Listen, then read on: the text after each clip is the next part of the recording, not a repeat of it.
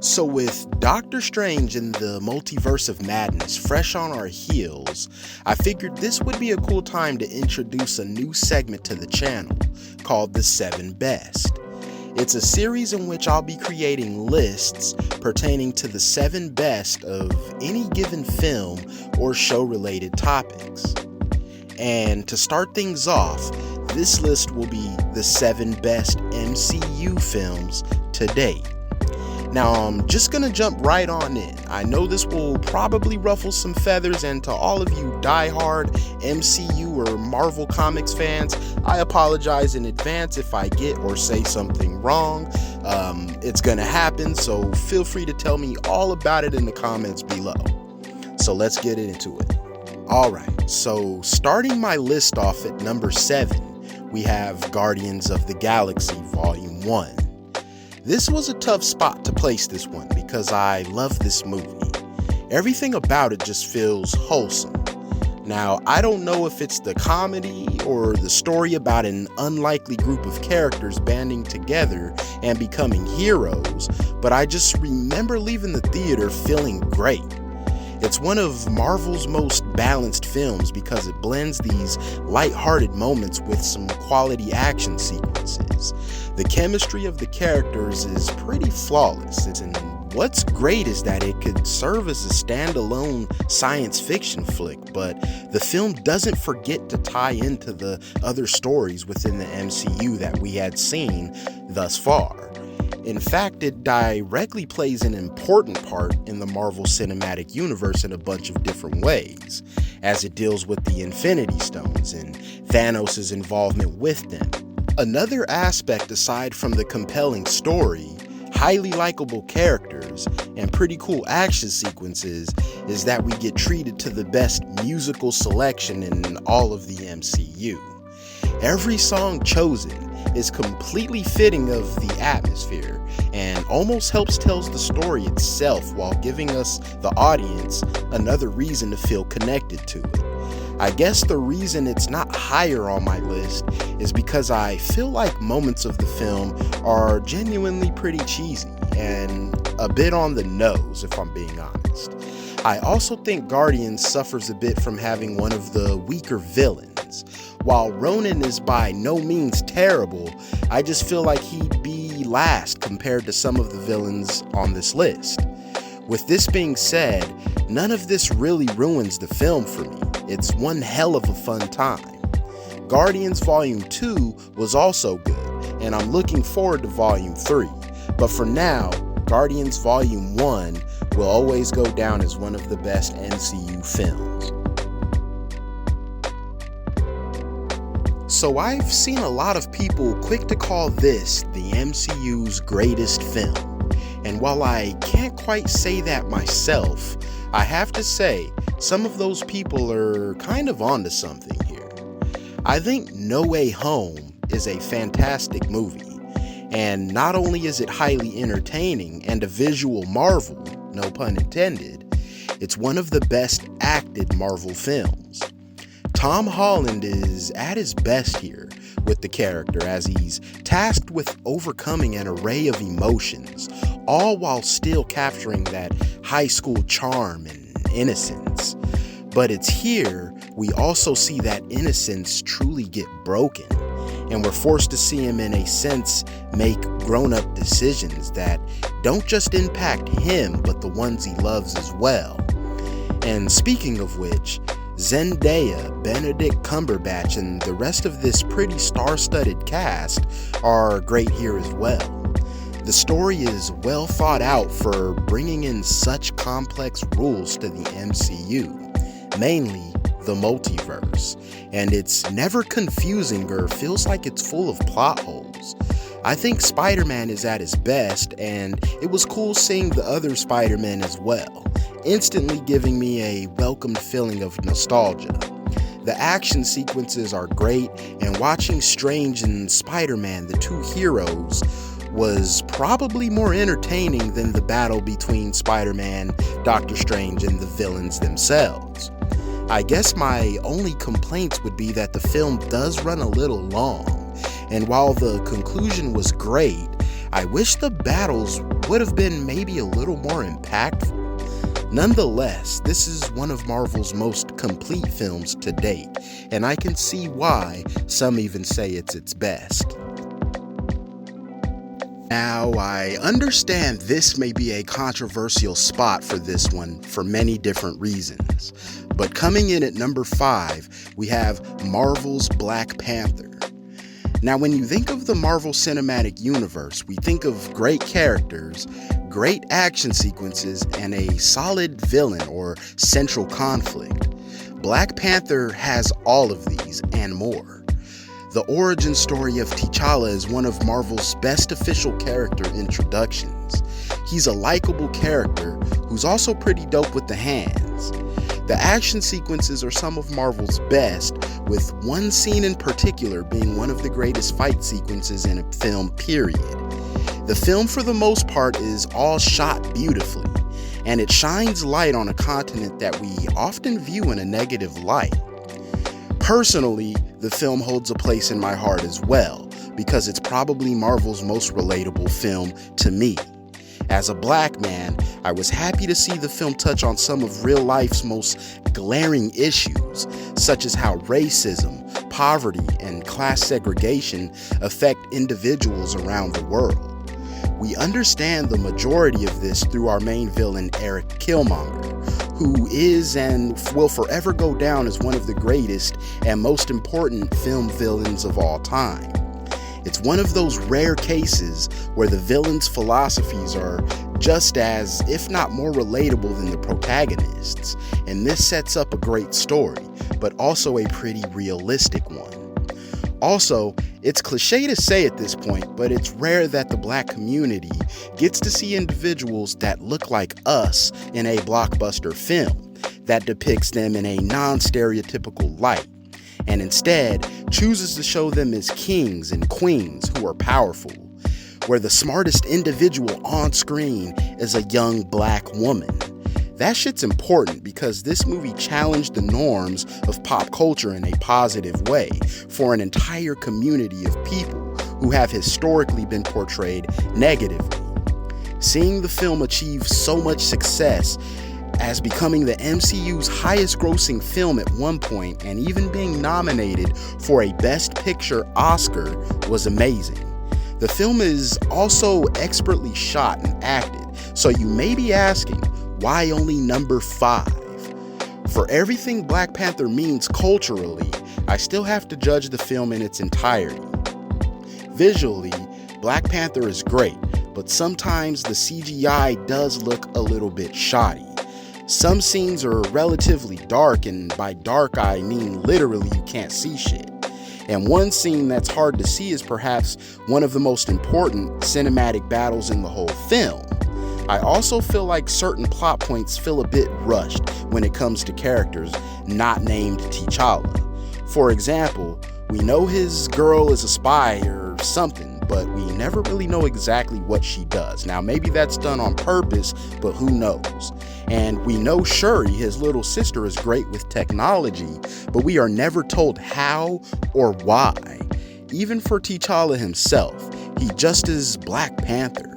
We never really see how he becomes Black Panther in the same manner we see a Tony Stark become Iron Man or a Steve Rogers become Captain America.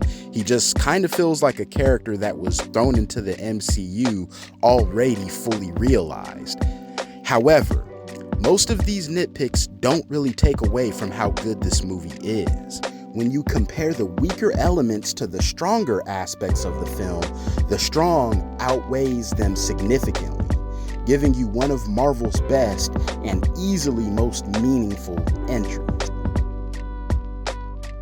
Alright, so this brings us to number 4, which goes to Captain America: Winter Soldier. Personally, I think this is the film that set the bar high in the MCU in my opinion. It may not have broken the cultural boundaries of a Black Panther or be as likable as a Guardians of the Galaxy, but in my opinion, it's one of the best stories within the universe. It's written in a way that doesn't necessarily rely on many thought-provoking or social themes, but I think that's exactly why it's so good. It's one of the MCU's most focused stories. It features little to no plot holes. It operates for the most part as a spy, noir-style thriller, but manages to be highly entertaining and introduces some important characters and plot lines that would go on to become very important in the MCU. We get probably more introspection to Natasha Romanoff here than we did in her own damn origin story, and get introduced to both Falcon and the Winter Soldier, all while uncovering how the organization Hydra operates. Most importantly, I think Winter Soldier shows how Captain America is at his best. He's a character that ran the risk of becoming corny or boring really quick, and this movie showed that he's neither of those things. Well, maybe still a little corny, but what are you gonna do? There is a perfect balance here though, because we see the character's morality and good-natured personality, but also see him beating the shit out of people pretty regularly. We gain more insight into the character's motives and abilities as the film seemingly lifts the restrictions his character was bound by in the first Captain America film. We really get to see what this dude can do, as the film single-handedly features some of the best action sequences and hand-to-hand combat scenes. They're choreographed to a T, and the way the film is shot plants you right into this action. I'm having a hard time figuring out what I don't like about this film because it's such a tightly wound story, leaving no real room for flaws. So while many of you may think this is a controversial spot, there's no controversy for me. Alright, at number 3, we have Thor Ragnarok. Alright, so my dude Thor had a pretty rocky start in the Marvel Cinematic Universe. We first seen the character in his self-titled film Thor, and it kinda did him no justice, as he was written as this dull and lifeless and cliche hero. His character, however, grew with each appearance after that film, thus making him one of the more personable and entertaining characters. However, in Thor Ragnarok, we get the demigod at his best, and personally speaking, this is the film that made him my favorite character in all of the MCU. The dry humor and the overall comedic tone of the film works wonders here. And sure, we can thank director Taika Waititi for this, but it's Chris Hemsworth who really comes into his own here. Despite the film's humorous tone, we do get a deep look into the character as well. We are able to see not just how funny he can be, or how great of a hero he is, by the use of his literal God-given powers, but we're also able to see him really become a hero by confronting his inner insecurities and flaws. While we may get caught up in the comedy and the chemistry on screen between Thor, Hulk, and Valkyrie and others, because it's kind of hard not to, we can't underestimate how important the themes are and how strong the actual story really is. Thor is a fairly tragic character, and while the movie is largely a comedy, the expert filmmaking allows the character's trauma to really shine through. And if you've noticed, I haven't even talked about the action. Ragnarok has some of the greatest battle sequences you'll see in a Marvel film, and it introduces a rather strong villain as well in Hela. She's honestly not on screen that often, but when she is, she commands every scene that she's in, and it's truly terrifying if I'm being honest. Pure evil, serving as a great opponent for our character, when he's not fighting his buddy Hulk, that is. Thor Ragnarok just represents an overall good time. It's easily rewatchable and truly one of those films that's hard to find flaws in. Alright, so this one may be a surprise to some of you, but coming in at number 2, we have Avengers Endgame. I'm honestly a little surprised myself, but hear me out. I really had to think about this because this movie arguably offers everything a comic book fan could ever want. It has all the action and fight sequences you could ask for, but where this movie really shines is in its ability to make these superheroes feel human for once. As the last film of Phase 3, we get a lot of these heroes practically fully realized, and while you would think that that means they're at their strongest, Endgame shows them at their weakest and lowest moments in the entire franchise. The characters have been tested and are exhausted, honestly, mainly due to their battles and triumphs, but now they face heartbreak and despair. And we get to see how they overcome this, which ultimately completes the arcs of many of these characters we've grown to love.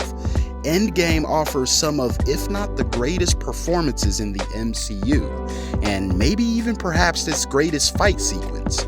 It's genuinely a comic book fan's dream, as we get to see all of the characters that we've grown to just enjoy unite or assemble on screen, at the same time, utilizing all of their old and newfound powers. If anyone wanted to argue its place as the greatest Marvel movie of all time, I wouldn't be able to complain or have a great comeback to that. The film has some of the most defining and iconic moments in both the MCU and cinema history in general. So how could it not be number one on this list? And for me, that boils down to a couple things I think my number one pick does just slightly better. Throughout the MCU, we've experienced films that were truly larger than life. Top of the line CG and visual effects, great action sequences paired with humor, and characters we love to root for. In my opinion, the only negative thing I can say about the MCU is their films tend to feel a little bit formulaic, and oftentimes suffer from both large and minor issues within the plot. No film on this list, however, is bad, and they all do a good job in most of these aspects. But in my opinion, my number one pick, Avengers: Infinity War, separates itself from the pack simply by being the most unique film in the MCU to date. Fans are treated to the same things they loved from the other films on this list, such as great action sequences, fan service moments, humor, you name it, the things I've said before, but something happens in Infinity War that doesn't happen in any of the other films. They face a threat who genuinely feels unbeatable. Thanos is without a doubt one of the best filmed villains, and in my opinion, he's easily the best villain in the MCU. He challenges all of our heroes to work together in a way that we hadn't quite seen yet. Sure, Endgame had the big battle scene at the end with all of our characters, but Infinity War had all of our main heroes alive throughout the entire film, and they're integrated seamlessly. Everyone has chemistry with one another, making for a film that's entertaining from beginning to end. And despite seeing all of these heroes working together, the film doesn't choose to end with the same formula. Instead, chooses to give in on the impending doom our characters face. We truly see everyone at their most vulnerable as they struggle to save humanity, knowing their chances of succeeding are near to non-existent. We get spine-tingling fight sequences and tear-jerking performances, but still have hope our characters will make it out. And even for those of us who knew they wouldn't win, the way the film handles how they lose gut punches us all. And the last shots of the film only solidify what rarely happens in these movies, and that's that our heroes lose. And we end seeing only the villain, content, as the score plays and the screen fades.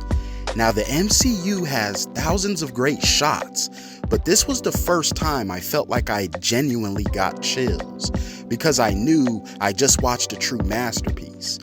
Endgame would have been great regardless, but I really believe it's Infinity War's ending that made it the most anticipated film of all time. So this concludes my list, you guys.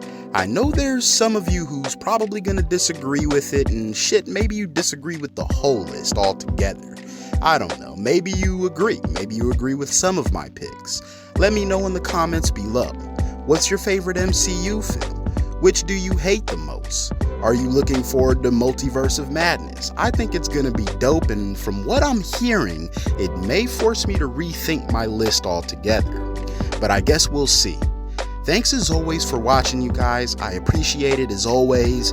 And if you're new here, please hit that subscribe button, as we got more like this coming. And we also have some really great reviews and film analysis already available on the channel. But anyways, be safe out there, and I'll catch y'all soon.